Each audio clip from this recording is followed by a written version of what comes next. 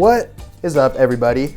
Welcome back to the Sneakies and the Statties podcast, episode 58. 58. I am the Statty Daddy over here, which means I am Sneaker Peter, also known as EJ. mostly known as EJ, I would say. Like, generally speaking. To most people. No one's like, hey, Pete. Yeah. The strangers are like, who are you? Most strangers don't know my name either. Thank you for checking out this episode on this beautiful Monday. Thank you for listening on Spotify, Apple Music, Google Podcast, Amazon. Oh, Google Podcast doesn't exist anymore. Amazon Music, SoundCloud. That's right. Thank you for watching us on YouTube. Don't forget to subscribe there. Check us out on Instagram, TikTok, which is back, and I think, right? I think it's back. Yeah. X and Threads. That's it. That's right. That's all of them. Correct. We got a very exciting episode this week. Everybody. Yes, good morning. Some cool new stuff is coming out, which is very exciting. We're rolling out more of these new shoes for this year. There's just an insane amount. Yes. There is some cool NBA stuff happening because we are officially midway through the season, and I think by the time this episode comes out, we will be like a week or 10 days away from the All-Star game. So hopefully it's good. By the time this comes out, there'll only be maybe a couple days left before the NBA trade deadline. Yes. And leading up to that, it's been a kind of a weird last couple weeks NBA-wise. Would you say is weird a good word for that? Very weird. There's so much stuff going on. Yeah, very, very weird. Where to start? I don't know. You tell us. Take us there. Let's start with, I want to get some things out of the way a little bit. SGA had a couple of 50-point games. One game specifically against the Clippers in the loss the other day. He had 53 points. Yes. I think just last night he had 50 and they lost to the Dubs. Yes. Which is kind of crazy. Yeah. Yes. So he's been killing it. I would kind of put him on the top 3 of MVP leaders so far, with like Joker. Yeah. You know. He's got the narrative. I'm not saying he doesn't deserve it, but the narrative is like this young upstart team. He's the leader. He is, obviously we've talked about it, like he's just so consistent. He's so efficient. He's one of the most efficient superstars in a long time, I think. So, especially for a guard. He's a great leader too. I like that at the end of the games when they interview the player of the game, essentially the whole team is behind the player. Yeah. Kind of like a cool way to gather the team together and just a camaraderie thing, which is why they're so high up in the rankings. Yeah. Part of why they're up there. Head of the West, baby. That's right. A couple of injuries that are hurting teams right now. Brandon Miller just had season-ending wrist surgery. Did not hear about that, actually. Derek Lively is out 2 to 3 months. He's been out for a while. Yes. And then AD is out at least a week until they check him again because of that abdominal injury, strain. And then LaMelo is out at least a week with another ankle injury against the Lakers too. So a lot of weird injuries happening these last couple of weeks in the NBA. Do you think the Ball brothers, to just touch on that really quick, because it's like just every year with LaMelo, like clockwork, it's an ankle injury. And, Lonzo at one point kind of alluded to this, but like, do you think the Big Baller brand shoes messed them up? I think so. Because Melo was playing professionally when he was like 16, 17. He left high school and played in Lithuania. He played in, I think, New Zealand. Yeah. So there was a good amount of time. I don't know. They're both so injury prone. Yeah, they're super injury prone, and there was a good amount of time where they were playing in the Triple B shoe, and it came out that they weren't the best made shoes. They weren't made with the best material. We gotta do a deep dive on that. Stay tuned. So that could be. Shout out Gerard, my coworker, who has been pushing for a Big Baller episode. Which could be. I mean, you could really talk about that family and what they've gone through the last 10 years. in a whole episode for sure. Easily. But did it contribute to some of their injuries? I think so. I think so. Lonzo has come out and said that it has. Yeah, which is crazy. Yeah. I mean, obviously that brand doesn't really exist anymore, but like, definitely not the shoes. But it's crazy to say that about like your family's. Yeah. And then with their best friend, the manager who kind of was stealing money from them. Yeah. In like a Otani type of way. Crazy times. Just they've gone through a lot.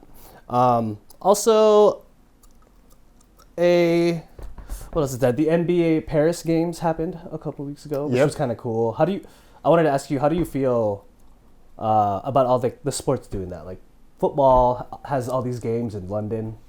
Baseball opening day for the Dodgers will be in Japan against the Cubs. How do you feel about like the NBA and all the other sports doing that in different countries? I think it's smart, especially football. To be honest, I don't really get why London so much. Right. I think Germany has a professional gridiron football league. Yeah. That's like somewhat popular. I think a handful of former NFL players have played in this German league that I really don't know much more about it than that. I'm not aware of a British league. I'm sure there is one. I feel personally probably like British people would just laugh at the thought of American football. Right. Soccer is just such a big deal there. It's and like still the only is thing. Yeah, on top. I mean, that system, when you dive into like the English soccer system, there's like 9 leagues that all work in participation with each other. They all play together against each other during the FA Cup. Like, it's just such an insane system that's been in place for, going back hundreds of years almost to some of these clubs to when they were established, that breaking in as a new sport that's called football is going to be really hard, I think. But basketball in Paris, that's a no-brainer. I think during the Olympics, basketball was maybe one of the hottest tickets, Track and field was obviously crazy with Noah Lyles and everything that on the women's side too. But I think basketball was like the hot ticket, and obviously you have Wemby.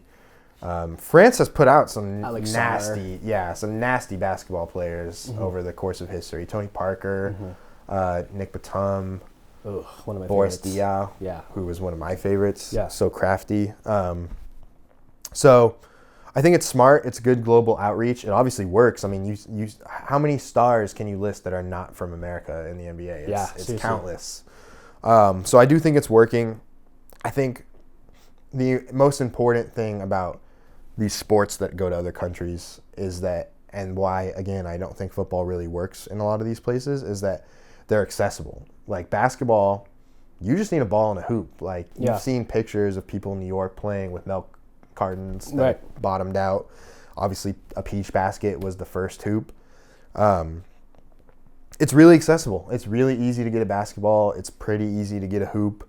You don't need other people to play it necessarily. Baseball is also pretty accessible. Just a ball and a stick, You do need other people, but that's always not too hard. So I think, it's cool. I like that sports are such a global thing. And we were talking about it with the Dodgers in particular, like their corner on the Japanese market is just insane because of Shohei. And now I'm blanking. I kind of am jealous a little bit when I see the games of all the sports in Japan and Paris and stuff, when you see the ovation from the crowds, how they are during the middle of the games. The ovation for Wemby, I don't know if you heard that. It was like a standing it was almost like a wrestling entrance where it was just ridiculously loud. That atmosphere I wish would transfer over to the American games. You know what I mean? I mean, baseball is loud, football is pretty loud. I would like to see the basketball games be a little bit more, with the crowd being a little bit more into it as they are. Yeah, I'm sure you've seen those basketball games in Lithuania where they have like fires and I'm not asking for that or anything. I just it's not as I feel like the players would play a lot more intense if the crowd was a little more into it as they were in other countries. I don't know if that has anything to do with that. Yeah, I don't know what it is with basketball in particular, I feel like baseball. I always feel has, except for maybe like New York and Philly, where the fans are always crazy. It's like kind of a calmer sport, right? Like it's like a joke. You play it in a park, like it's it's not. I don't want to say it's a calm game, but like there's so many breaks and like there's not always a ton of action necessarily. Yeah.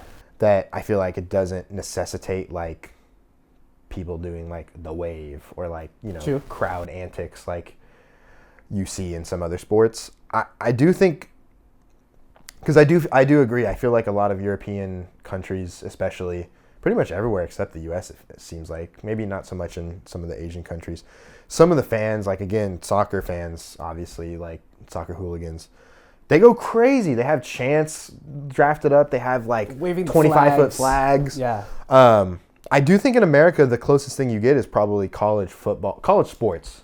College sports for sure, so especially at the bigger, not just the bigger schools, but a lot of the main schools. You see like North Carolina for basketball, those fans always do something crazy. Yeah, right, Duke. And football, of course, especially. I mean, you see like Texas fans; they always are doing some crazy stuff. What's the school where they wave to the hospital? Yes, is Iowa? that Penn? Iowa. Yes, yeah. I always thought stuff like that was cool. But in the NFL, you have fan traditions. The Eagles have their thing before the start of the game. The Chiefs have the maybe slightly racist tomahawk. Oh. The Jets, the Jets, Jets. Yeah. That's all. That's true. So it is here. It is weird here in the States. Because all the New Jersey teams are 4-letter ending in ETS.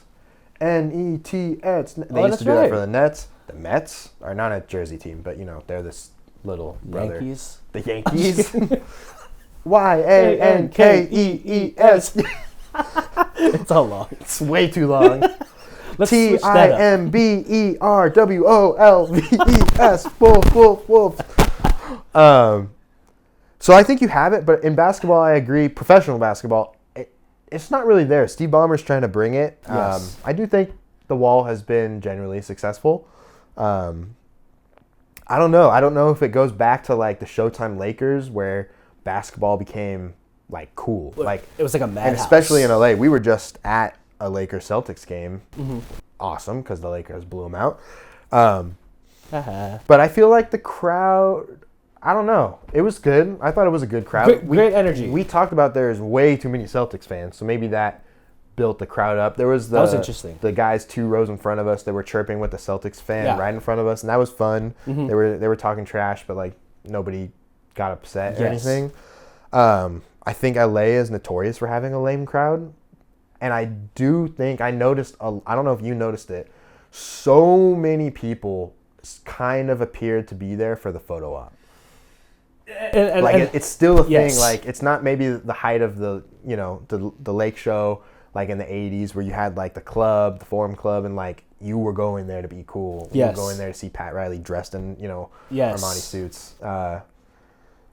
But I still think it's like if you're going to a Laker game, it's the atmosphere. And maybe I am asking for too much. Like I tend to forget that we live in Los Angeles where the first 100 cool rows or the first few rows are all the kind of like the more wealthier people, right? They're not really necessarily the fans that are gonna jump up, yell and scream in the crowd, right? Until you go to the 200s, 300s where you get really like the diehard. So it's kind of like the atmosphere was already created because of who's in the front and who's in the back, and the atmosphere was still cool. It's still loud. It's part of the appeal. I mean, we were eyeing celebrities the whole time. We were like, "Oh, dude, Macaulay Culkin's here." Andy Garcia stood right next to us, which was pretty cool. So yeah, it was. I'm kind of asking for a lot, but you're right. Like guys like Ballmer who are kind of putting an effort to kind of make it a more fun game. The Thunder who have just a fan base in a city that's just supports no matter what they do, even if they're bad, they're loud. The Thunder have, I think, the greatest fan base in the NBA. But I don't know. I think basketball. I feel like sports, it's the cool sport. Yeah. So there is that factor of like, be cool, man. Like, cool bucket, man. Macaulay Culkin's here, dude. Don't embarrass yourself. Cool shot, dude. That's how we're supposed to react. But I also think too, compared to the other sports, there's not there's not really like a set thing for the fans to be like, oh, okay, now we're gonna do, except for free throws. There's not really like a, oh, now it's time to do the seventh inning stretch, true. like or like when the Chiefs force a punt. Like there's set things in other sports where it's like, oh, hey, this is happening. It's going to happen 5 times a game. Let's do our thing. Yeah. Like there's not really that. Yeah, I don't That's know. true. But also I would say in baseball and football, you don't hear the MVP chant. I think that's kind of an NBA. That's thing, an NBA thing, right? I think. So I guess we have the NBA has their own things too, right? Yeah. As opposed to the crowds and all that. What else you got? I also wanted to talk about. I kind of want to just get into the gambling investigations that's been going on in the NBA. Obviously, with Jonte Porter being federally investigated now and banned from NBA. I think he got indicted too. I think it was not just a ban. I think the investigation did conclude that he is in trouble. He is a cheater. That also, Terry Rozier's case has been brought back up because this was something that kind of got resolved, I guess, in the beginning because he got traded already. This was a issue when he was on the Hornets, which he's now in the Heat.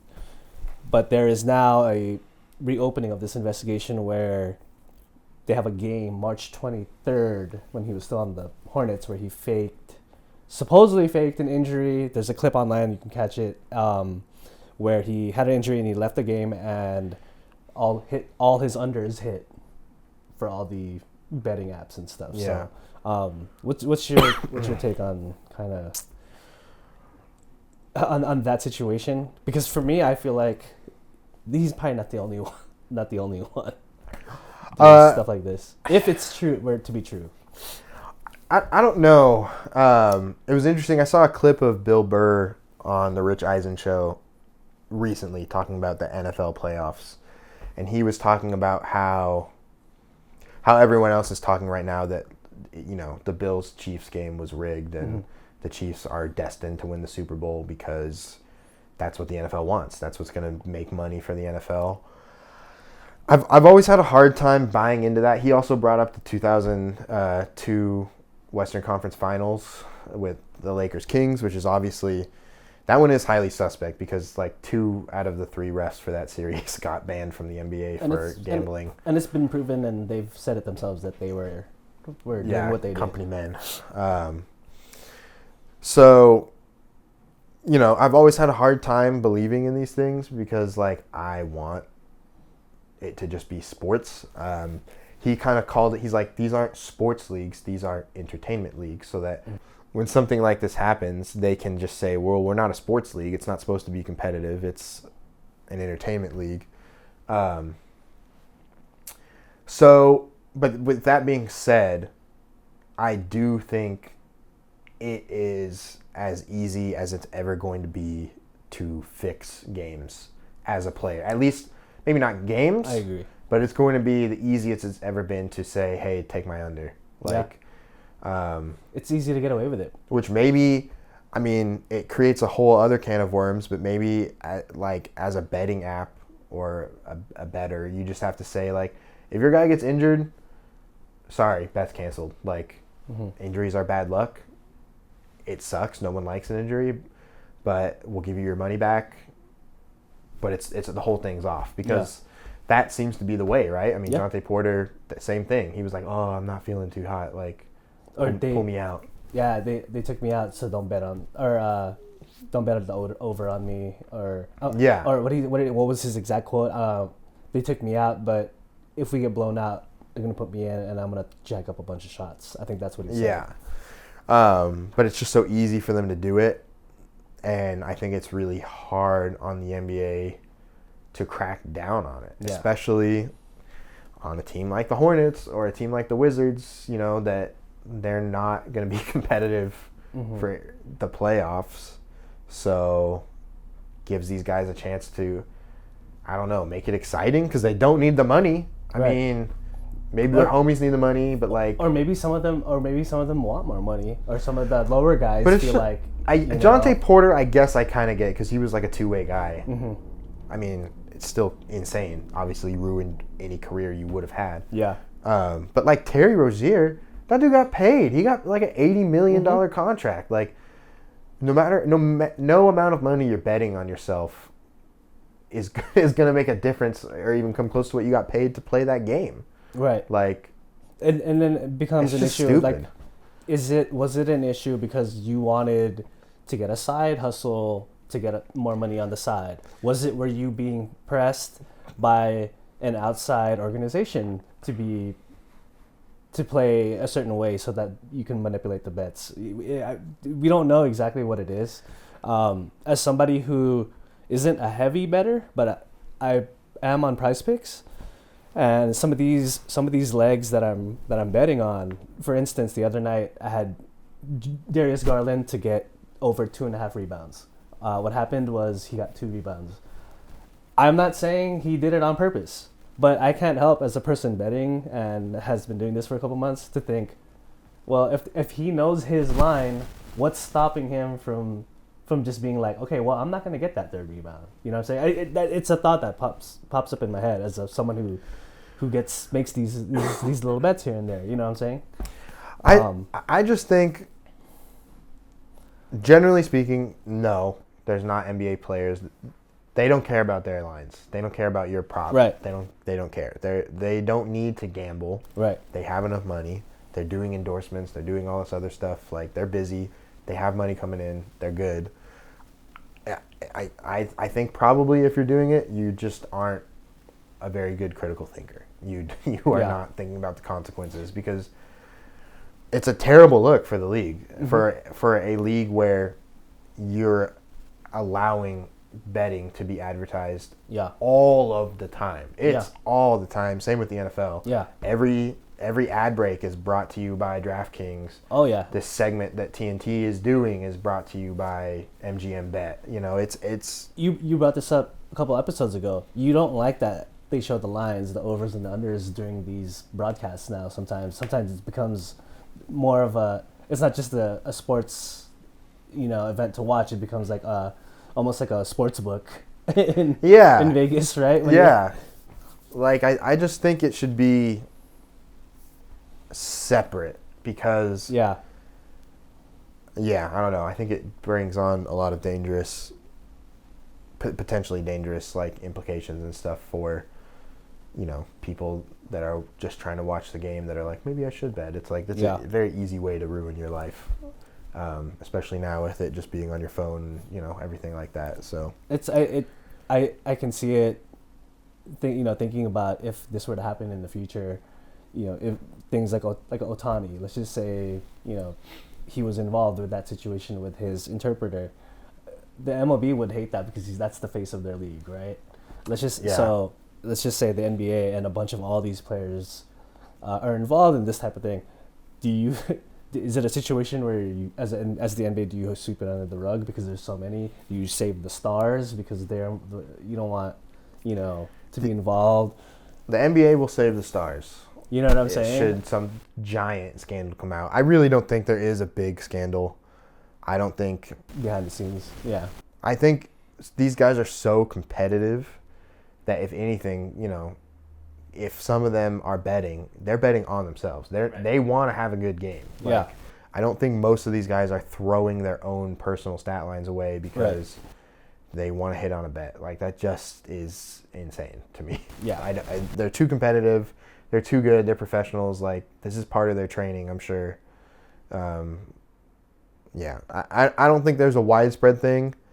It is crazy that, they're looking into another person, and Terry Rozier was a fringe all-star at one point. So, but I do think at this point, if they were like, oh, he was betting on himself and changing the way he played, or altering the game, he's gone. Yeah, I think he'll be gone. It's easy with Jonte Porter. It'll be more difficult with a guy like Terry Rozier that's established. But I think at this point they could feel safe to get rid of him. So.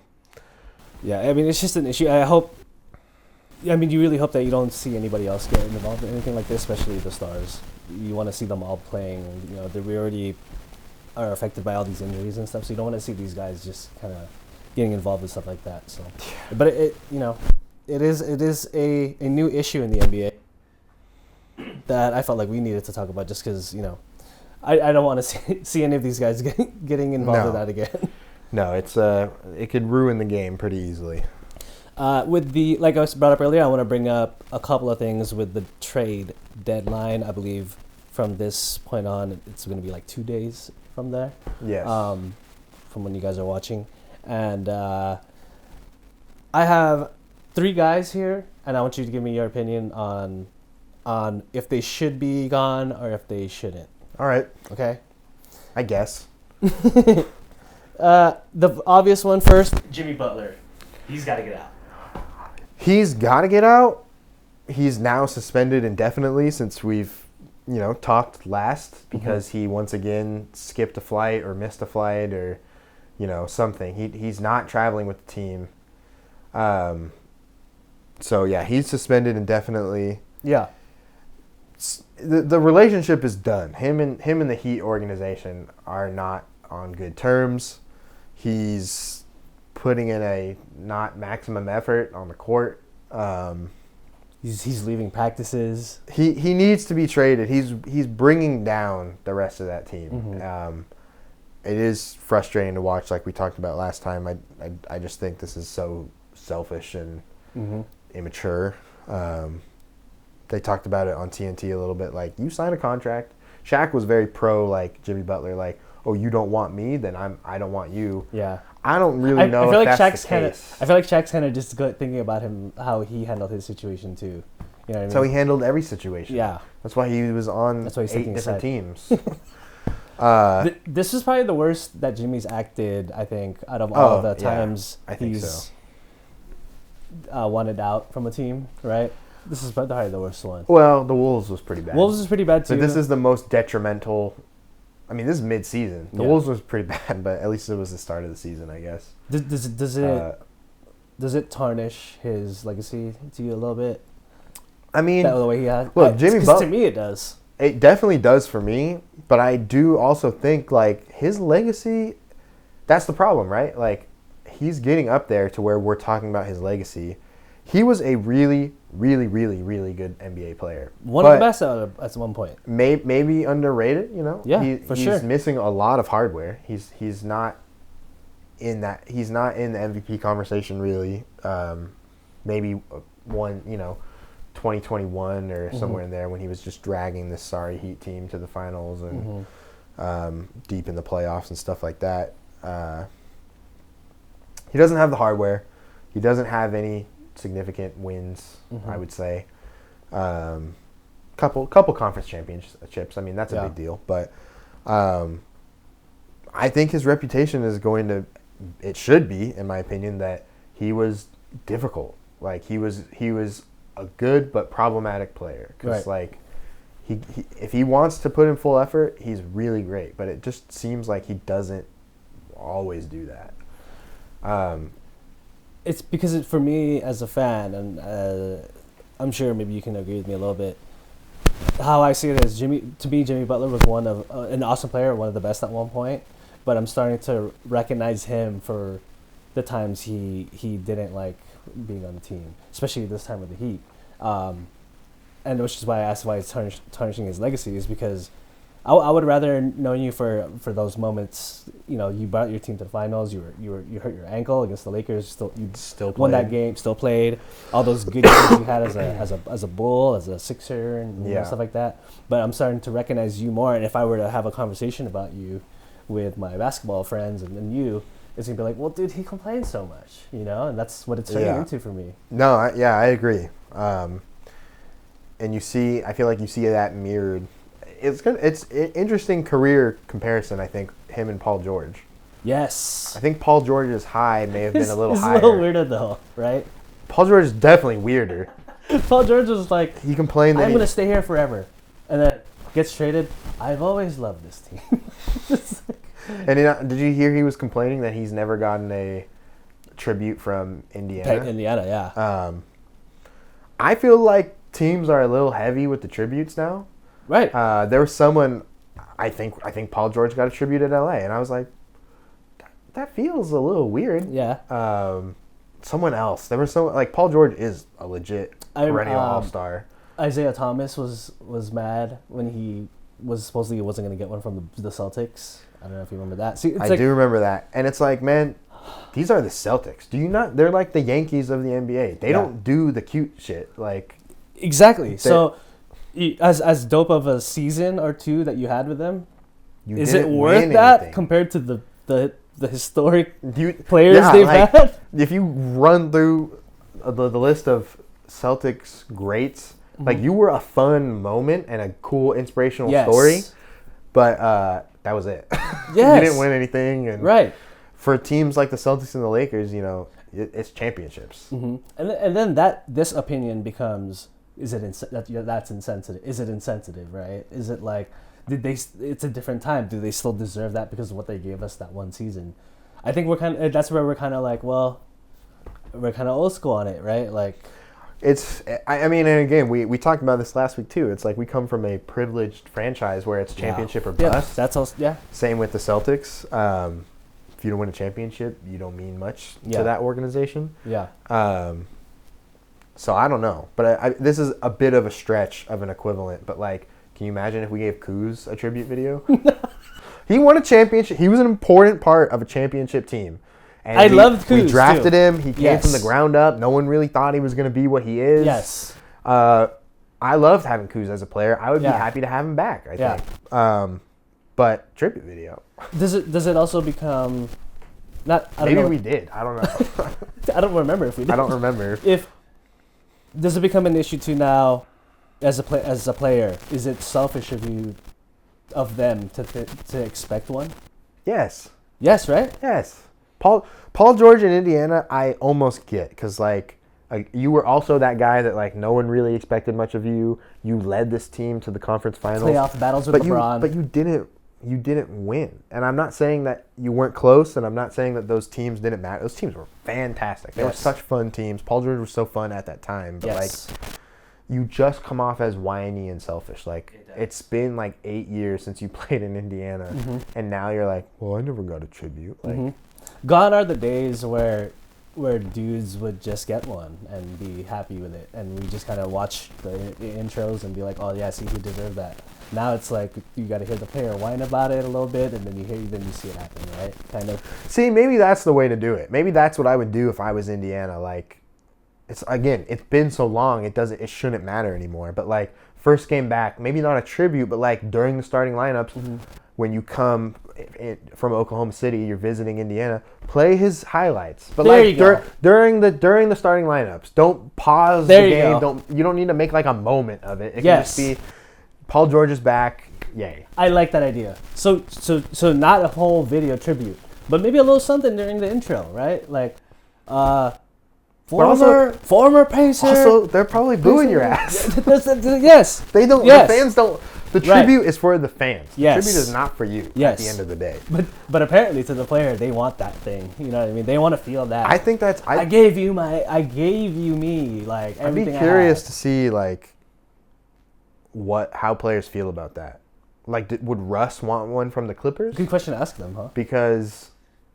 he's an LA guy. It was such a big deal that, like, he got moved from the Lakers to the Clippers, and he was playing really well. But, like, I don't think you deserve one. But, like, would you want one because it's your hometown team? I don't know. There's a question that just came up after saying that. Let me call him. Do the Thunder retire Russ's jersey? Yes. I think so. I think Russ and KD. Harden? Maybe, probably, I don't know. Harden. Ibaka? I'm just kidding. All of them? Jeff Green? Pavel Cephaloshin.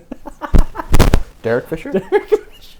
You know who should get their number retired? Who? Nick Collison. Oh, Thunder. Don't forget. Thunder Lifer. He was the Yes. When did he retire? 2014? No. 15? No way. I think it was way later than that. Was it way later than that? What do you think about... Man, we're really getting distracted, but... I know. This is a good topic. Nick Collison last played... Collison's awesome. I love 2018. He played 15 games. All off the bench, so... We can say he retired in 2016. That's last. Right. Okay. Yeah, no, 2018. Do you think, real quick? Yeah. Technically, the Thunder still own the Sonics history. Yes. Obviously, if the Sonics come back, which is the big rumor, and there's going to be a team in Seattle probably called the Supersonics. Yeah. Same with how once the Hornets once Charlotte switched back to the Hornets, they got back all their history from the Pelicans. Do you think, even if the Sonics don't exist ever again, do you think the Thunder should own the Sonics' old like conference championships, retired numbers like Gary Payton, Sean Kemp?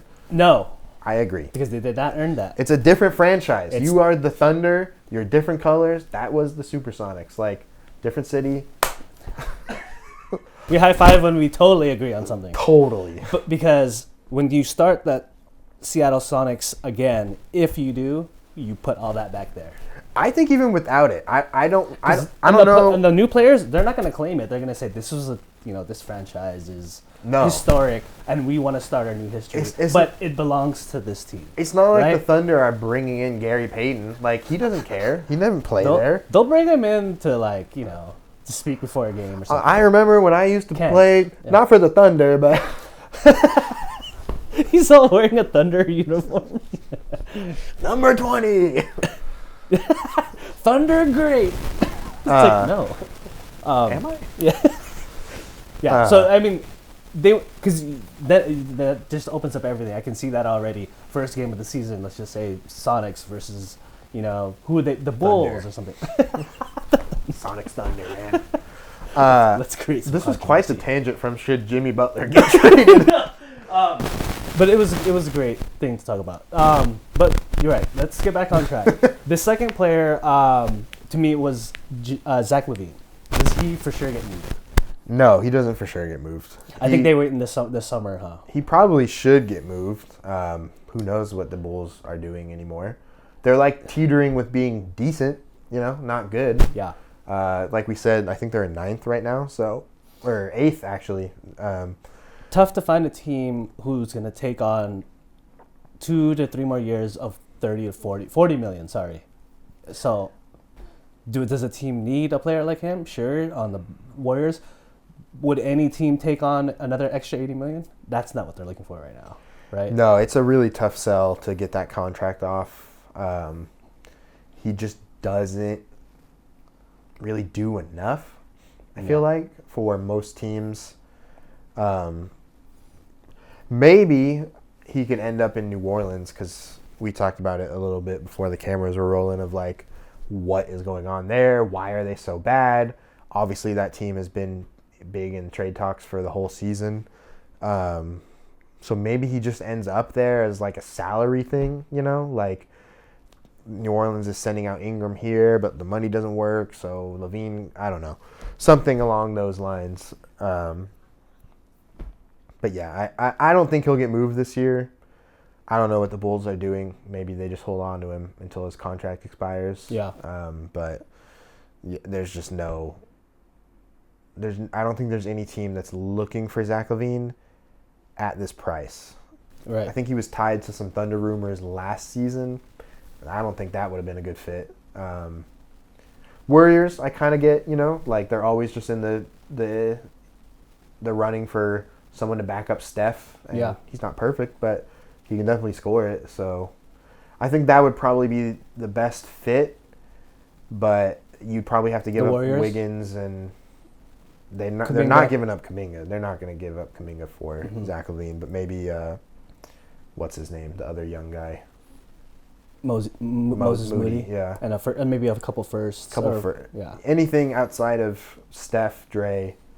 I wouldn't personally give up Trace Jackson Davis, but I'm sure teams want him. Because the Warriors seem desperate right now, and I feel like obviously Jimmy Butler is open to going there, and that's in part of the conversation.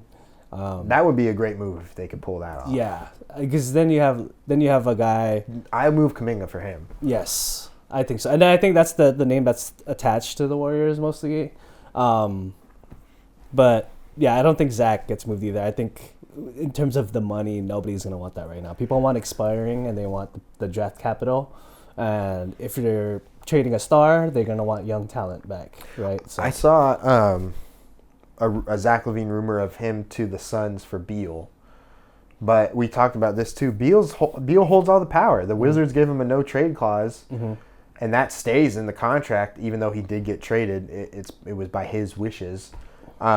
He can literally veto any trade that he gets put into if he doesn't feel like going. And like after already, having to uproot your life from Washington to Phoenix, like why would you want to do that again? Yeah. Like you're getting paid, you're playing fine. You're on a team that should be winning, so why would I agree to get traded? Yeah.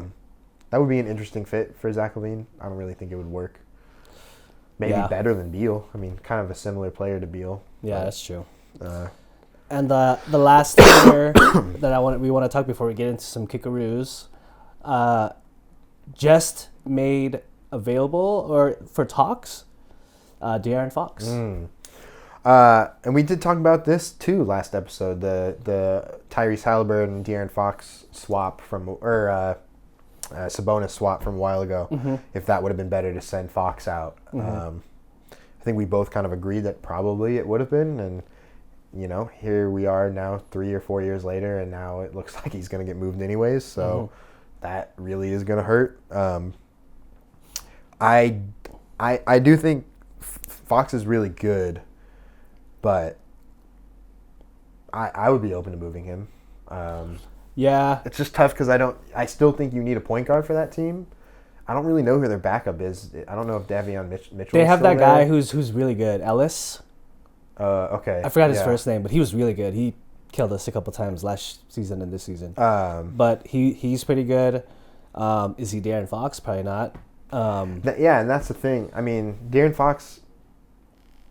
He's like a good, floor general. Not great. He's not like he's great in pressure moments. Great in the fourth quarter. I think he's probably one of the fastest point guards. I think the issue right now is the main target is the Spurs, and the Spurs don't want to give up Stephon Castle, who is awesome. No. I love that guy. I don't know why he's not on top of the rookie board. I think it's he's in the dunk contest. That's gonna be sick. He's a great talent, but I think if you're the Spurs, you grow with Wemby and the rest of the team with Castle, as opposed to getting De'Aaron Fox and then sacrificing your draft capital and stuff for that. You know what I'm saying? It's tough though because you do need a running mate for Wemby, and Chris Paul only has so many years left. Right. So you do need to find a point guard. That could be through the draft though. Yeah.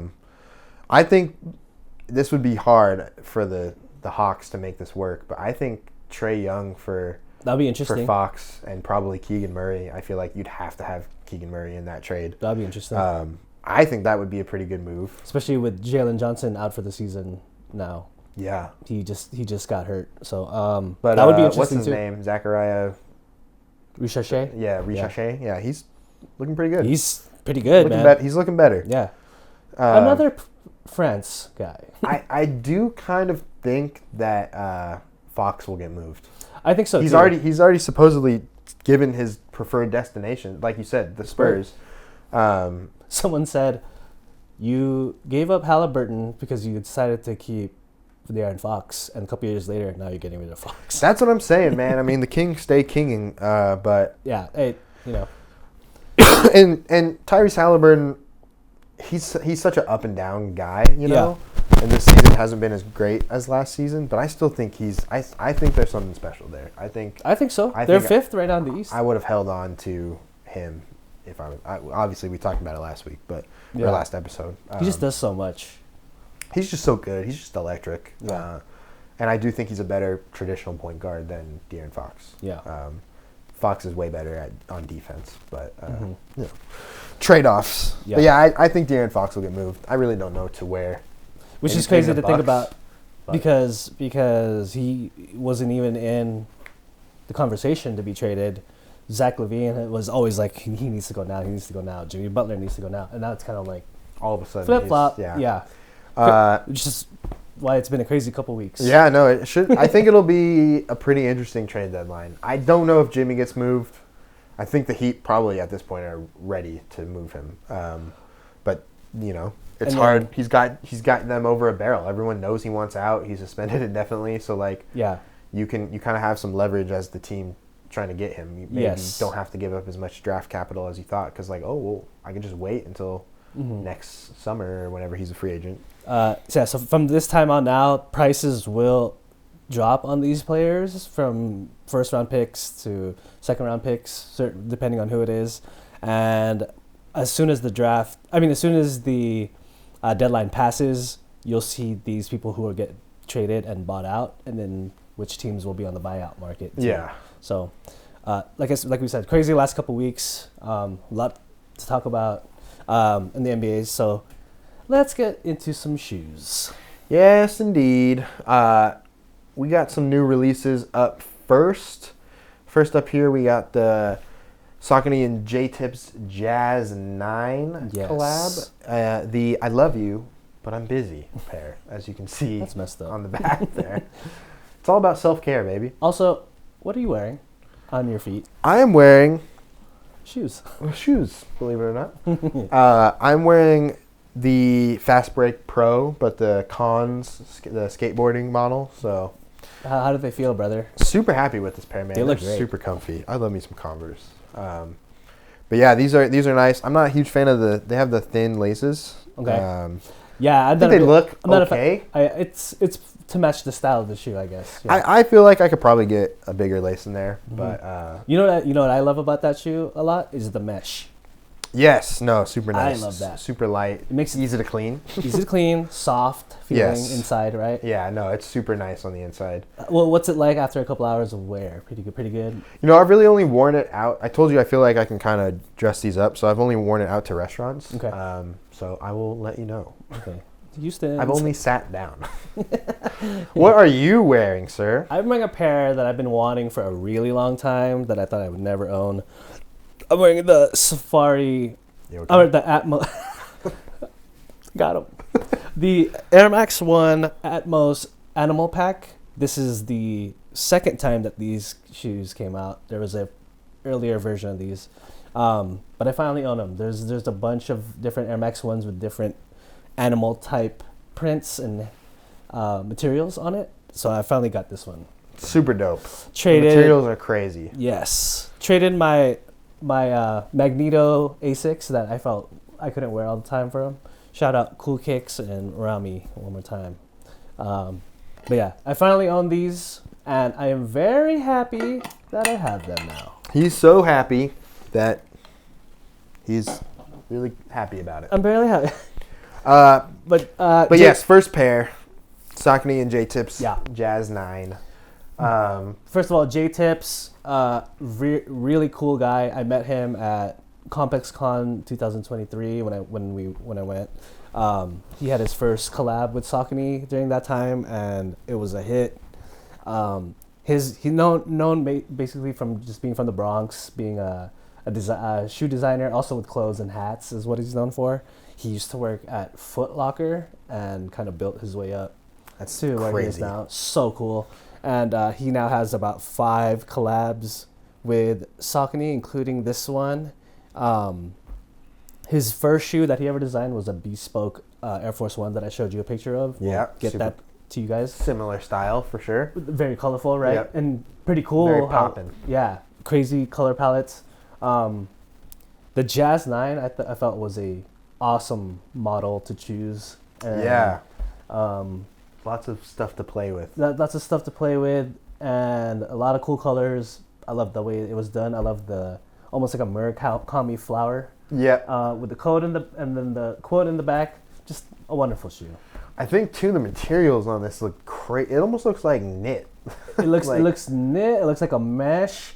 They're known for like a really good comfy insole as well. Yeah. Saucony is also one of the running shoe companies that are shooting all the way up with Brooks and all them. Especially with, I feel like, for more like casual wear shoes. Like, not that these are that casual. Yeah. You will be noticed. You will be seen. The trend is that's going on right now with shoes, and especially in the West Coast, is perfect for Saucony. So just a beautiful shoe. Shout out J-Tips. You know. I last time I checked, there wasn't any really release info yet. Yeah. I don't know if you found anything. There's still no release date on it on his Instagram account. He just says coming soon. My guess would be towards Just teasing. Yeah, my guess would be like the summer or towards the fall of this year. Loves to do almost like a phrase for all his colorways. So like, this is the I love you, but I'm busy. His other shoes were the to-do list, and I forgot the names of the other ones, to be honest. But yeah, just a great designer, up and coming designer who's killing it right now. Can you hurry up? I need the toilet. There was that thing. I hate you, but I'm lazy. You're wasting all the hot water. Yeah. I hate you, but I'm lazy. Put the toilet seat back down. Excited for these to come out. Mm-hmm. Hopefully it's like spring. They give me spring vibes. Spring vibes. They're pink. They're yellow. They give you. They also, you look at them and you automatically think this is going to be a limited release. Definitely. But we'll see. I'm sure the Saucony website will have kid sizes. Fire. It would be great for kids. Kids love colors. Mm-hmm. They're all about colors. It was very jazzy. 9. And snazzy 9. It's very 9. Next up, we got... it's hot. Too hot to touch. Too hot for the hot tub. Too hot in the hot tub. And in fact, they're so hot at one point, they were banned. Making the band. Welcome to the band. Welcome to the band. Jordan 1 Bread High re-releasing. We all know what this is. On Valentine's Day? Or the 12th? Sometime in February. It is the 14th. So Valentine's. For a whopping 250 smackaroonies. That's a pretty coin. And only in select stores. I don't think these are going to be on sneakers. At least from what I've read, it's only in select stores. 23 stores. 23. 23 I didn't know it was 23. That's. I wonder how they got that number. 245. Yeah, right. It's too many stores. 23 stores. Rumored to be only 10,000 pairs. As you guys know, through all the different re-releases and of this shoe, you already know what this is. And what's cool about this specific drop is it's the 40th anniversary of the Bread One. Yes. They have all the band marketing that me and you have been talking about a lot. Where very fun. All the ones all over the country are blacked out or in boxes. Yeah. On the feet. If you go on the Nike app, they all have black bars on all the Jordan ones. Awesome. Very pictures funny. of Jordan dunking, but then all the shoes are blacked out. Did you see what they did to his statue? What did they do? So his statue outside of the stadium in Chicago, they put big black boxes on the shoes. That's dope. It was sick. Was it a fan thing or was that? No, it was part of the marketing. Yeah. Oh, that's cool. I think it was like one of the first bits. So that was cool. Also, did you see that guy walking around the Nike campus? Yes, writing people up. We're giving citations if you were wearing Jordan 1s. That was really funny. So cool. They had the time. Do you know the last time these were re-released? Yes. Off the top of your head? 2019, I believe. Okay, so it hasn't really been that long. There's a lot. I know this is like we've in our first episode we talked ad nauseum about how crazy this pair was and how influential this specific colorway was. Literally one of our first episodes. The first episode. Yeah. So obviously super, super insane, but $250 and having to wait in line at a real store where you might get beat up. Yeah. No, thank you. Yeah, so we won't be going for these, but the cool thing about them and about this release, as other than it being the 40th anniversary, is they went through tons and tons and tons of testing to get the mold to be like the very first original mold. So I don't know if you guys remember our last episode. They lost the moldings to a lot of the 1 through 5 Jordans. Yeah. They used the different models from all the different releases to kind of get the feel for the first release in 1985. And this one they did all pressing, materials, stitching, all different kinds of techniques to get it to look like the 85 model. So that's one of the cool features of this new model. I mean, it is super cool. It would be a fun pair to have. It's not super high on my like grail list or like must have. Personally, I'd probably rather have like a Chicago. Same. That's where I'm at too. But, I mean, I would love but a cool pair, obviously. Yes. If you could get your hands on it. $250 is a lot, though, when I feel like most of the Jordan 1 highs are like $180. Yeah, 182, even 200, if even that. So... But like the process of getting this one is just kind of not in at the price point, and as lazy as it sounds of like having to actually go to the store.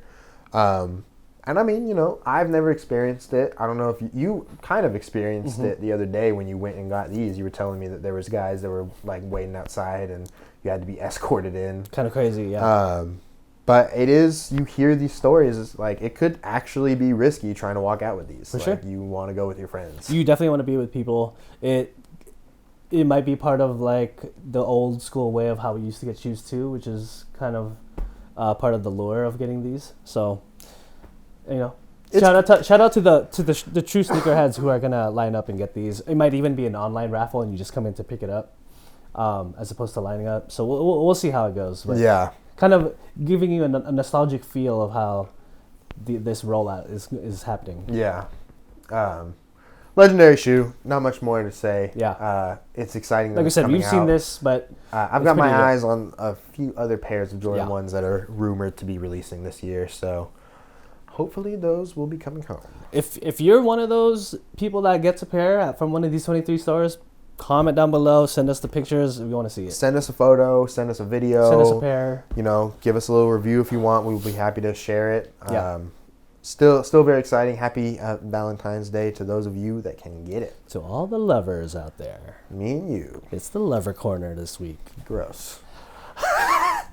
Last up, we have a cool upcoming pair. These are super nice, I think. I love them. Obviously, I know you love them. The Brooks Adrenaline 4 GTS Jeff Staple collab. Adrenaline GTS.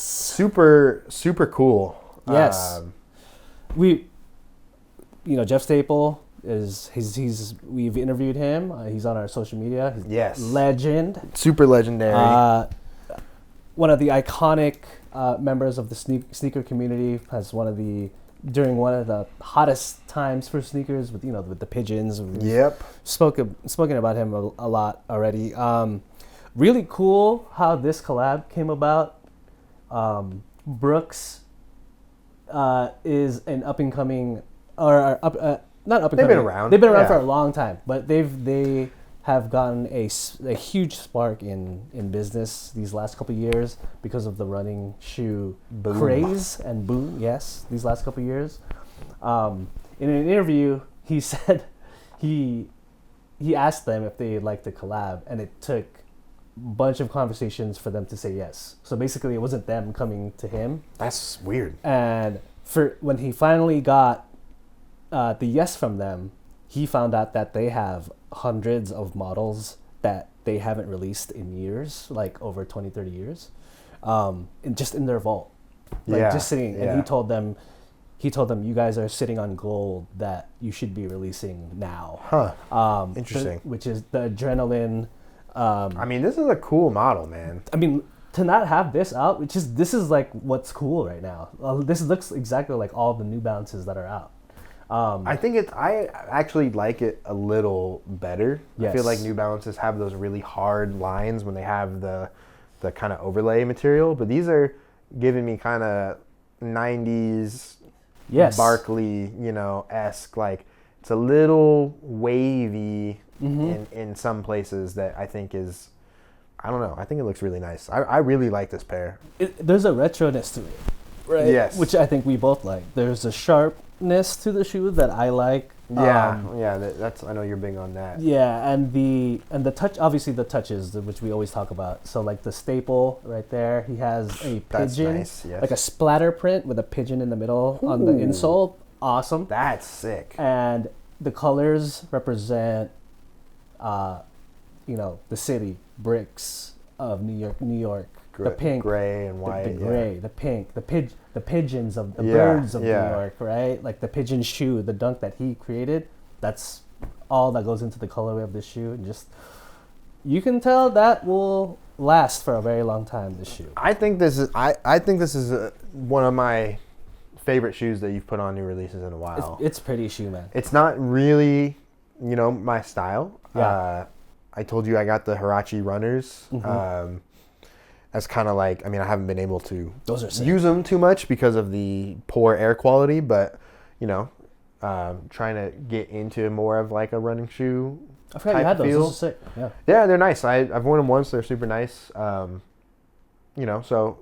maybe expanding my horizons a little bit, but this pair is super, super nice, man. Also, if you wear these, it's a nice everyday shoe. It's a nice shoe to run in, but has that element of hype a little bit. Has that element of like, oh, he's cool.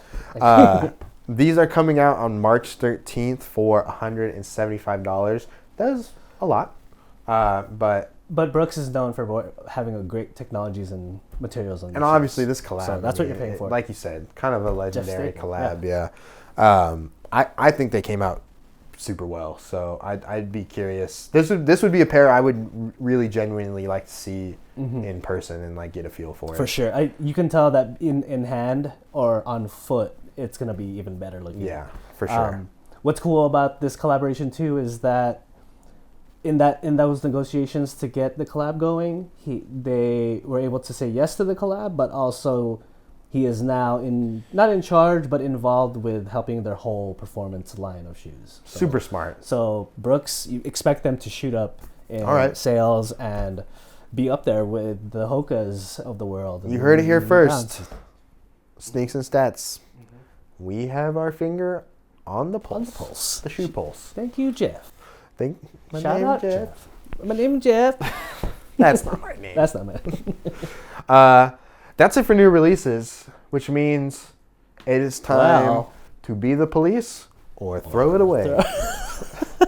Every time we do the intro to Copper Drop, people are like, what are they doing? It gets worse. What are they doing? What's next? What show is this?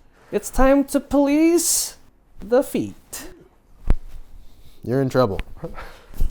You're in trouble. Yes, Copper Drop. Back to a more traditional Copper Drop after the gauntlet of Kobe's last time. That was insane. That was a lot. I was like, which one do I choose? I've got two pairs that released probably about 2 weeks ago now by the time this episode comes out. Right. Very hyped releases that we did talk about a little bit.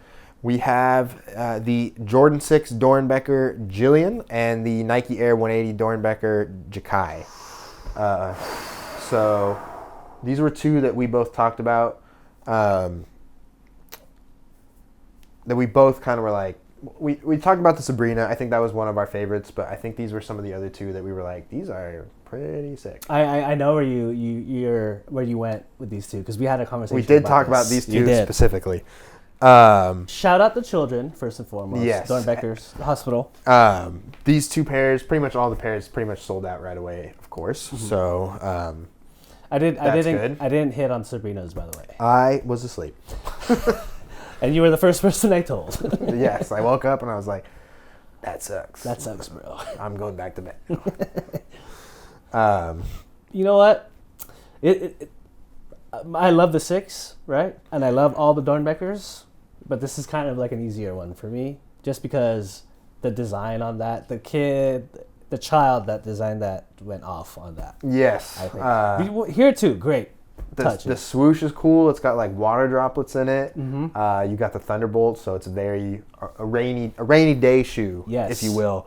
Designer of that one, Ja'Kai Taylor. He is 9 years old and is dealing with type 1 diabetes. Okay. And then we have Jillian Beagley, who is 14 years old, designing the Jordan 6, and she is on the liver transplant list. Okay. So, hopefully she can get a transplant, and hopefully Ja'Kai can, get some more stable treatment for his diabetes. That's really difficult to deal with. The 6 was $200, just for you guys, if you're wondering. The 180 was $160, so cheaper than its name. I would go with the 6. Yeah. I love that it's like this Barbie, like classic Barbie colorway. The bright pink, the teal, the light blue of the laces and the sole. It looks like you got some gold maybe on the tongue too. Super out there, like in your face pair, but I think a super dope colorway. Again, the finishing touches, right? So the stitching, I don't know what it says on the front, but that is a beautiful touch. The little heart right there. The little sneaking heart. in, the heart gem. Another little, I want to say initials on the tongue there. And it looks like a Velcro on the side where looks like you can put a patch of some kind that you can attach and leave off. The ventilation all hearts holes are all hearts. That is, I mean, what a touch. And then color blocking is just amazing. You know, all the pastels, really nice. I'm just gonna have to go with the 180. I love the 180 model. To me, the green fading into the blue reminds me of like the old tennis colors, right? And like Agassiz and macaroons. Yeah. I just love that. I love the color blocking. I love the little final touches there. So the 180, I'm gonna have to go with the 180. How about you? And you said Guess we're not friends anymore. Well, at least we'll have both. When we get divorced, the If kids we will get have fire pairs. Well, thank you for copying and dropping. Well, that was great. Super Yeah. fire. Nice to do a Dornbecker one. Moving on to Heat on Feet. Yeah. You guys may have noticed we skipped during the news around the NBA. NBA All-Stars. So Let's get it started. there's a reason for that. Yes. So yes, Heat on Feet. We tried to pick some of the players that would probably be up there for the snub list, if you will. I don't agree. Great choices, because we could have easily done guys who are on the team, but time to feature the guys who didn't make it. Yeah, some guys we haven't really talked about all that much, at least this year. But they did announce the full All-Star team. So in the East, you have... I'm a little confused as to... I guess they always just have to do the starters. That's just traditional. It's a big deal if you're a starter. It's the fan vote. But because they're breaking it up into 2 teams for each conference, I'm a little confused on how that's going to go. If there's like a captain. That's right. Or I think the TNT guys are the GMs, right? I think they're picking the team. So 4 teams, and then they're adding the Rising Stars winner. So there's 5 teams? In the field. Oh, that's the 4th team, right? Yeah, they're in the field. Okay. Yeah. So it's 3 NBA teams? Is that how it's working? It's a mix. Or is it 5 teams? It's 4 teams, but the 4th team is the Rising Stars winner. So I guess there's a Rising Stars challenge where they all play each other. Yeah. I don't know who the other coaches are, and then the winner of that is the 4th team, which belongs to Kenny or something. So amongst the NBA teams, or NBA players, there's only going to be 3 teams. There's not going to be 4 teams. Is that correct? As far as you know, I think it's going to be 4 with the 4 TNT guys. So, but only 3 teams made up of NBA All-Stars. The All-Stars. The 4th and then team the Rising is Stars going to will be be the Rising like, Stars. Yeah, it'll be like Dalton Connect. And all them. Yeah. Whoever wins. Whoever wins. Okay. See, I don't mean to keep clowning on the All-Star game, but But when you keep changing the fact that I don't know what's happening, not a great sign. Every year. Anyways, the East starters: Giannis, Jalen Brunson, Donovan Mitchell, Jason Tatum, Karl Towns. I think all well deserved. I do think Cat. I saw a lot of Cat hype as like, look at what Minnesota's missing out on. He's playing about the same as he did in Minnesota. He's doing what he would do there. I guess people just didn't know. Yeah. Maybe that's what it boils down to. He is playing very, very well, but he pretty much always does. I personally just think when it counts, he doesn't seem to show up. That's always been my biggest gripe with him, but he is a very good player. Yeah, he's also on a better team. Yeah, exactly. Worthy of a starter. The reserves are Jaylen Brown, very well deserved, I think. Pascal Siakam, Darius Garland, Cade Cunningham, Evan Mobley, Damian Lillard, and Tyler Hero. So the All-Star game averages about 6 guys who have never been on it every year. Good stat. So stay off my turf. What are you doing? Cade Cunningham being one of them, and Mobley being another one as well. Yep. And Tyler Hero. Tyler Hero's first time All-Star. Pretty cool. Tyler is on fire. More or less well deserved. I could. Tyler's the one I think you can flip. Yeah, I think somebody else, I think the right? Cavs deserve having 3 guys. I could see people making the argument for Mobley that he shouldn't be there, but I really think he's had such a great year. Yeah. The Cavs are His obviously best, probably. one of the hottest teams in the NBA. So I think super well deserved. I could see you agree. making an argument that Cade shouldn't be there because the Pistons are still, I mean, they're better, way better than last year. You know, they're sitting at like 500. He was also hurt beginning of the year. Yeah, but I do think probably well deserved. And then Kenny Atkinson will be representing as, I guess, one of the coaches. I'm not sure who, how they'll break that up, but and then in the West we got the starters: Steph, KD, Shea, LeBron, and Jokic. Classic. Can't really beat that. We were saying it's the 4 old guys, old heads with Shea. Yeah. Yeah, all perennial All-Stars at this time. Awesome. The West is just loaded with people that have been talented for like 10 years. Yeah. So, and then off the bench, we have Anthony Edwards, Anthony Davis, James Harden, Jaren Jackson Jr., which is, I think, a interesting pick. I think a well-deserved pick. Yeah. But interesting. Alperen Şengün, Jalen Williams, and Victor Wembanyama, who those last 4, I think, are in their first All-Star game. Who do you think? So Anthony Davis, I think, will get replaced for sure because of his injury. Şengün, I think he might. You think he's gonna play? There's enough time because let's see. The game is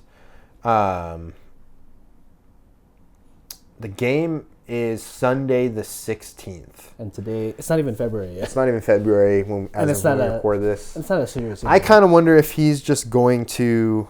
I think that.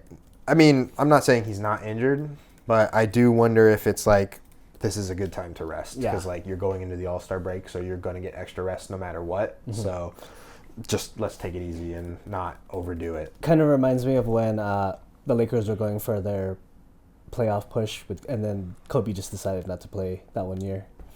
You know what I mean? So, but I mean, there was the weakest playoff push in the history of playoff pushes. And Şengün as well is also injured at the moment, but it's also not serious. So we'll see how those. If you had to pick 2 replacements in the West, where's your head going? Let's see. I got the list on me here. I definitely like Sabonis is killing it, and LaMelo, or that's a East guy, huh? East, yeah. So I guess it depends on how the teams shake up, because how you're picking them. I think based on what you're saying, like it'll have to be mixed conferences because you can't have. Yeah. At least that's what I would imagine. Right. Well, if we're doing it East and West, then and it's the West guys, then I would have to go, Sabonis, and then probably after that, Devin Booker, Jalen Green, maybe even Norman Powell could be in there somewhere. Norman Powell, I think, would have been an interesting selection. There's those 3 selections, I think, for sure. Kyrie, you could throw in there as well, but he's been hurt. Yeah, I think Kyrie's not a snub, but so you're right. For the most part, I think they got. I think for the most part they got all the teams right. I think they got it right. No Luka, but obviously he's been injured. So Jalen Williams making it is wow. He's been killing it. Deserved. Yeah. A couple guys on the East. I think that if you were to replace Tyler Hero, I think you can throw Mr. Levine in there. Maybe even a Franz Wagner in there, and maybe even a Jared Allen. All right, I accept. Yeah, you accept? Yes. But speaking of players that could be replacements, let's get into the Heat on Feet and maybe take a look at some snubs. Yeah, let's potential snubs. Let's see if the NBA will see this and listen to us. First up, we got Trae Young, who, as we briefly mentioned, recently switched from being an Adidas signature athlete with his own line to Jordan, and now being one of the Jordan 39 reps. I would kind of be surprised if there was anything in the works to give him his own signature shoe. Just they have Tatum, they have Doncic, they have Yeah. Zion. Maybe they could drop Zion just because. I mean, we talked about it before the cameras were on that Zion is balling. He's playing. But I don't know. We'll see what happens with Zion. He's kind of a question mark to me. I like what Trey's been doing with the Hawks this season. They're kind of in the middle of the pack, right? They're like 2 games behind 500, which is that's the last 3 seasons they've been just a 500 team, pretty much. They had a guy who was doing a lot for them, Jalen Johnson. Jalen Johnson was nice. He's super good. Who you said earlier is now out for the season, so that hurts a lot. It really hurts. This guy, as an individual player, he does good. This is a closer look at. I really like this pair. It's like a red velvet almost. I think this is a PE. I think. Of the Luka or no, it's the Jordan 39. 39. Okay. He's been. It's like him, Ingram, and they love that, yeah. They're all like the 39 athletes. Yeah. I would imagine if you're like a Jordan brand athlete, you probably don't get to wear the other Jordan athlete's signature shoes. Yeah, remember we talked about that last time. Yeah, like you have to get their permission. But I bet Jordan brand is like, no, like those are their shoes. Yeah, we have these other Jordan brand basketball shoes, so you will be wearing those. Like, right. You got to keep the Jordan line, like the you got to keep that in the zeitgeist, the NBA. No, for sure. So I would imagine that's probably how it goes down. But I like this pair. I like it too. But the all red is nice. The piggybacking off of last week's episode with the all red Jordan 4. Yes. But those 3 guys you named, Paolo Banchero is the one that's getting his own shoe, right? And he's got his own logo. He's got his own logo now. He's gonna get his own shoe. Yeah. And we like the logo. I think no. Or is it the one that was just like? It was just PB. Was it the one that looked like bubbles or something? What was it? No, there was Kate had a cool logo that was like a star. Oh yeah, the star. That's right. Paolo Banchero. We'll get his logo up there for you guys. For sure. Yeah, no. It does. I don't hate it, but I'm kind of confused. I get it. It's like a 5 and a B. It's a P and a B, and it kind of makes a 5. Yes. Not really. Yes. But I like it. Why not? No, I don't. Okay. You don't like it either. If I don't like it, that means you don't like it. But yeah, I guess if he's getting his own logo, that kind of hints towards his own shoe. Also shows you that he's kind of like the future. I would agree. Yeah. I think he should be. Here's some Trey stats for you from this game. I'm sure it's crazy. This was just last night. Hawks lost to the Cavs 115-137. Not that crazy, I would say. 15 points, 1 rebound, 10 assists. He shot bad, didn't he? 5 for 16 from the field, 2 for 8 from downtown. 1 steal, no blocks, 2 turnovers, and only 1 foul. Yeah. Not Trae Young's worst game. That was in 32 minutes, though, so it's not like he got pulled out in garbage time. I mean, he probably did. But just couldn't get going. And I just feel like that's the problem with Trae. We talked briefly, Zachary Richachet. That's how you say it. I speak French. 30 points, 2 steals on 11 of 14 from the field, 5 for 6 from downtown. So he was stroking that thing. So he was their guy last. He didn't really do much of anything else. He had like 1 rebound and 1 assist. Okay, he was just going off. He was popping off. Yeah. Garland had a team high 26 points along with 7 assists. And just to give you an idea of what Trae's looking at this season, like we said, Hawks are a few games behind 500, which does, I mean, All-Star is an individual award, but team play does matter. For sure. 22.7 points per game, which is his lowest since his rookie year, outside of his rookie year, I should say. 3.3 rebounds, who cares? He's a traditional point guard. 11.4 assists per game, which is a career high so far. 4.7 turnovers per game, which would be his second highest. 4.8 was his highest a few years ago. And then this is really where I'm like, 40% from the field, 40.2. That's not good. Which is a career low, Yeah. like the few percentage points behind anything else he's put up. Yeah. So you don't like to see it. I've if you watch Hawks games, he is completely uninterested when the ball's not in his hands, which is why having him and DeJounte Murray did not work out. And he does not put any effort in on defense either. So I personally don't feel like he got snubbed. I think, like we said, he, I don't know, Tyler Hero, maybe you can make that argument, but I think Cade is more deserving. I do think Tyler Hero is probably more deserving too. So I don't know how you feel. I mean, with Tyler Hero, considering all that's going on with Jimmy Butler, he's on a heater right now. He's kind of taken the role on the team as like the guy now, along with Bam. Yeah. So with all that into consideration, along with his numbers, his shooting, 3-point wise is insane right now too. I think he deserves it over Trey, for sure. Yeah, I think Trey's a really, really good player, but I don't know. It just doesn't cut it when it's like you're averaging a double-double and you're leading the league in assists, which is crazy.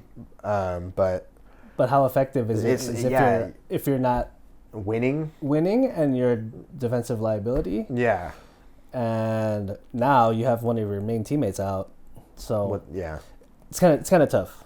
And obviously you're just shooting bad shots. I mean, if you're shooting 40%, that's I don't know. I don't think that's like a regression. I don't think because he's still scoring 20 a game. I think he's just chucking. And his name also has been in trade rumors throughout the years. What I think could help change his career, and I do think he needs a change, is if he gets traded to another team. Almost like a rebranding of himself. I think so. I think he needs to figure it out somewhere else. Yeah, I think so too. I don't think it would happen, but it'd be funny if he got traded to New York. I think that honestly would be a great place for him. They kind of hate him, but I think they would love him if he came and, he puts on a show. And like put him next to Jalen. I mean, I don't think that could ever possibly happen. I don't see them doing it. I just think as a location, maybe Brooklyn. I mean, yeah. I don't think the Nets have anything that the Hawks would want. Right.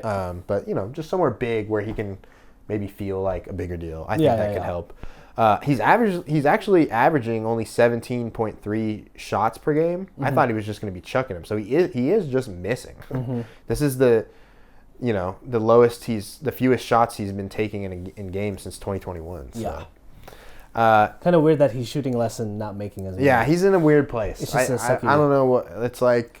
He's not Zach LaVine. He's much better than Zach LaVine, but I do think for some teams it's like, ooh, I don't know if I want to be in the Trae Young business. Yeah. Like if the Lakers traded for him, depending on what we give up, I think I'd be happy because he is really good, and putting him with AD and LeBron would be scary for other teams, but I wouldn't want to bank on him as like the Lakers' future. No, he's not that guy. Because the way we're constructed right now, we already need like an athletic guard to guard like a Jamal Murray type point guard, and we don't have that. And we're too small already, and he's not that. Lowers our height considerably. Yeah. Next up on the potential snub list, we have a guy who's had a really weird season. I think a few injuries. Coming off an injury year and a weird year before that, it's Ja Morant. Weird is the perfect word for it. He's having such a weird season. He's playing. He didn't play in the beginning of the season. Came back, got hurt a little bit again.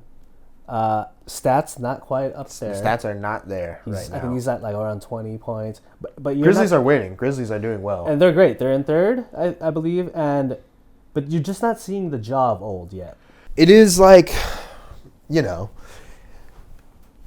had all the crazy stuff happen off the court, and that, I think, derailed a really good year. Yeah. And then he got injured, and that really just messed everything up again. It is scary, shades of D Rose, like you get injured and you're this explosive athletic guard and you come back and you're not quite the same, you know? That's a good comparison. I don't want it to be that way because he's just such an electric player, and he's still dunking on people, and he's doing jaw stuff. But the on-the-court play, like the stats at least, just don't add up. Maybe he's taking a back seat because Jaren Jackson Jr. is obviously an all-star. Desmond Bane has always stepped up whenever Ja is out and is one of the best shooters in the league, one of the best players in the league.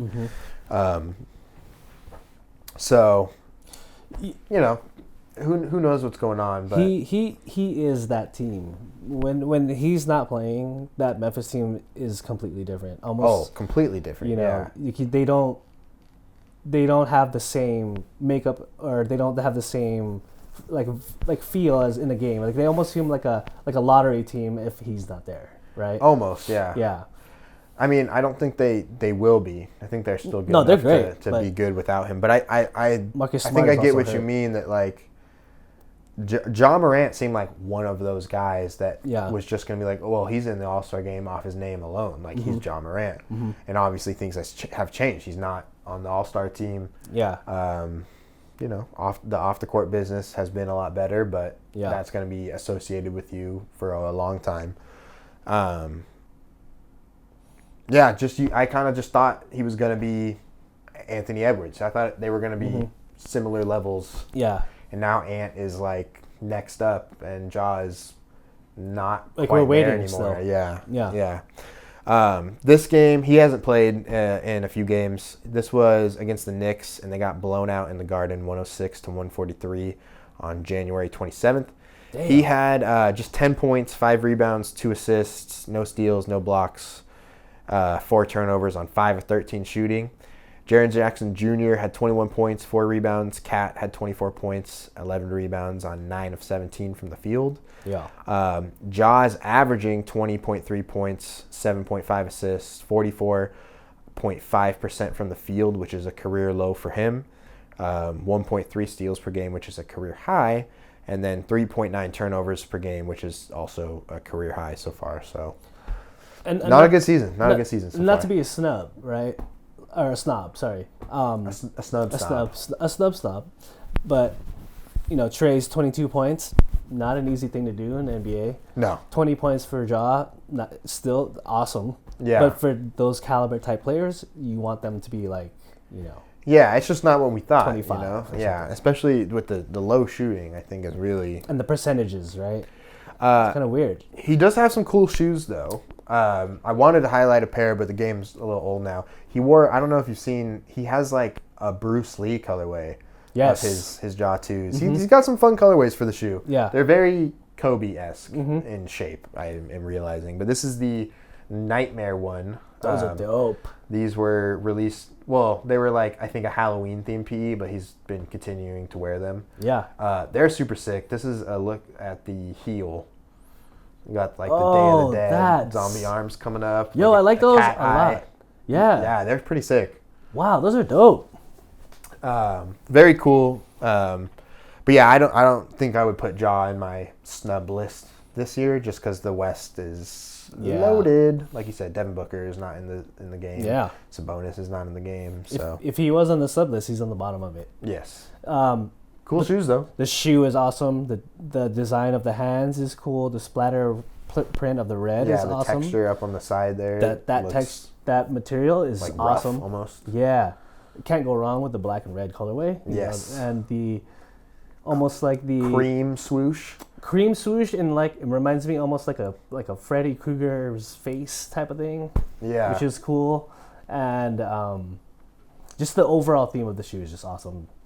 And I think this is like a Ja thing, is like that, almost like a bear scratch. Yeah. Like Grizzlies. Yes.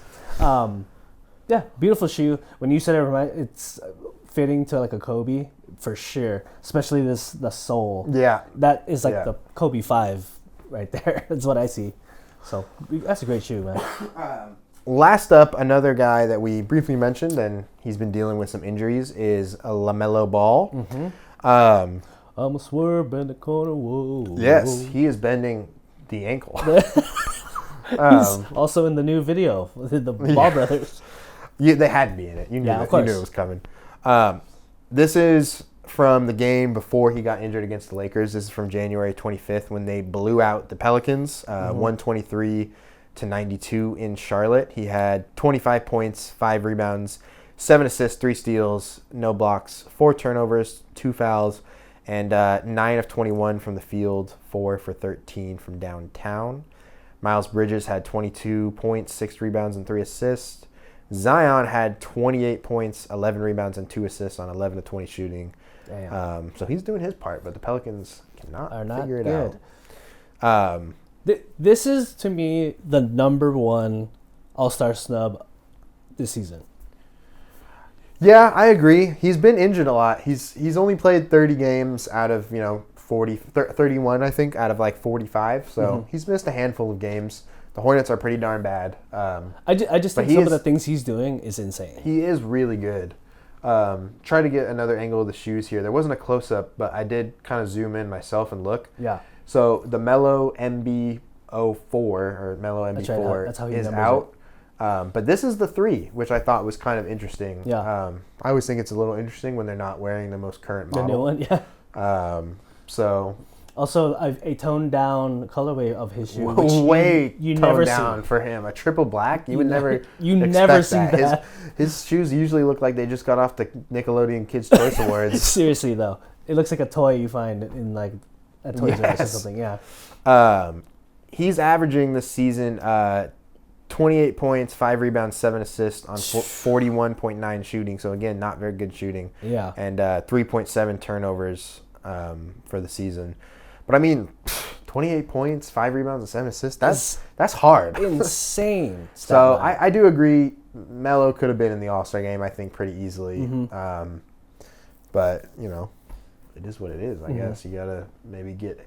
The only thing I'll say is that he's doing it on a team that really is not winning. Yeah. So yeah, the other guys, their teams are like at 500, and the Hornets are at like 15 wins or something, not very good. So I don't blame them for picking Tyler Hero. I think from an entertainment standpoint, he would be a little bit more entertaining to watch. But I don't know if that's an element to the decision, right? Should be. But yeah, and if it was, I think that's why I would have chose him. But again, whatever. But that's it for Heat on Them Feet. Yeah, that's all I got. We had a lot to talk about. Ran kind of long today, but before we finish our episode, we have our favorite game of the episode. Basketball. Stump the Statty is what I'm calling it. I like approved. That's not bad, right? Yeah. It's they've used it before, but they don't have it. They're not us. They are not like us. They are not. They're not the Statty. I'm hip. Daddy. So I got 3 stats for you, Mr. Daddy. Draymond Green, Mark Eaton, Kobe Bryant. Okay, I might have said this one already in like one of the first ones, but I'm just gonna use it anyway, so to know I won't have to use it again. But this is the best stat line ever. Are you ready? Yes. 1 point, 1 assist, 1 rebound, 1 steal, 1 block, 1 turnover, while wearing number 1 in 2013 for the Nets against the Bulls. For the Nets? Yeah. Is it one of the CJs? Wow. CJ Nicely Miles? done. You're close, like super close. It's not CJ Miles though. Who's the other one? I'm blanking on the name right now. He is a guard. He moved around a little bit. He was also on the Warriors, I believe. Was he on the Raptors? Or I was think he that might CJ have been on the Miles? Raptors. What did you say? I think I'm thinking of CJ Miles still. Oh. Who is it? CJ Watson. CJ Watson. Yes. I knew it was a CJ. What a crazy stat line, right? That is won gnarly. everything. One of everything while while wearing number 1. That's. Did you see the Thunder? I think had the low. I think it was the Thunder. Thunder or Philly? I feel like had the lowest jersey total. Mm-hmm. They had 0, 0, 1, 2 at 3. No way. 0, 0, 1, 2, 3. Yeah. So the total, if you added up their jersey numbers, it was like 6. That's the literal lowest you can get. That's 000. 0. No number. Before I continue, this is episode 58. Yes. The only person to wear number 58 in the NBA, Jack McVay of the Rockets in 2018, and he's the first person ever to wear number 58. Never heard of Jack what McVay. What the hell is that? Yeah, But that's you've so got random. that forever. The first 58 ever. Congrats. Hey, grandkids. Guess what Guess what I did. am. Yeah. Okay, here's another one. This one also 2013 Nets. Wow. Crazy stat line. Chris 22 Humphries. points. I knew you were going to say that. 22 points, 26 rebounds, Holy cow. three assists. And this was a 26 career rebounds? high. It's for not. this It's guy. not Chris Humphries. No, and this is his. It wasn't even his career high in rebounds. It's his career high in points. The 22 points. What? Yes. So 22 points, 26 rebounds. Derek Favors. Close. Was Derek Favors on the Nets? Yeah, he was. He got drafted by the Nets. Such a random player, but also was on the Clippers. Okay. And he did this stat line on the 2013 Nets. Nets that was on the Clippers. Must be a big. He's bald. Reggie Evans. Dude, this is why we play this game. He's really good at this. And this last stat is actually more of a list. So, most double doubles with assists. Can you name the top 3? The most double doubles with assists. Okay. Yeah, and this one is stupid with assists. It's like 200, John Stockton. 277 John Stockton. double doubles with assists. What? That's dumb. Number 2 and 3 is where I think we might get a little confused, which is why I brought this up. Okay, John Stockton is number 1. Okay, 2 and 3. What do you got? 2 and 3. You looked at my laptop again. No, I can't read it. It's so small. You have good eyes. Why did you write? I love Statty Daddy. You ate, but I'm lazy. But I'm lazy. I would probably say J Kidd. He's on there. He is number 5. Okay. Well, then the other all-time assist guy, Magic Johnson. He's on there. He's number 3. Okay. Chris Paul, number 2. Very good. That confused me. I always thought Magic would have double doubles all day, every day. He just didn't play enough. He only played 10 seasons That's true. or whatever. That's true. And CP in his day was just, CP3 is 12 52 assists years old now. every game. He's been playing since the 90s, so That's he's true. racking up assists. He was nasty. So, well, I couldn't stump you again. I've never been. Well, you did stump me with CJ Miles.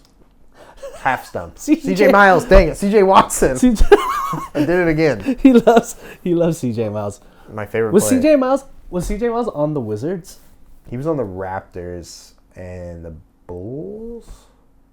And the Or maybe CJ Watson? I don't know. I honestly have no clue. I don't think he was on the Wizards. Who hasn't been on the Wizards, though? You know what I mean? I'm just saying that because we haven't brought up our favorite team. So We can. shout out. We should talk about them Wizzies. next time when they're on their 20-game losing streak. It's bad. They're like 6-42. They're on pace for like the worst record ever. It's. I'm getting there. I mean, Shout out the Zards, baby. if there's a team where you say, well, at least you're a millionaire, it's that one. That's that team. That's where you bet on your under and be like, I'm not playing tonight. But yeah, lots of stuff going on in the sneaker world. We will have a lot of stuff on our social media ready for you. Thank you for tuning in for an episode 58, and we will see you next time on the Flippity Floppity.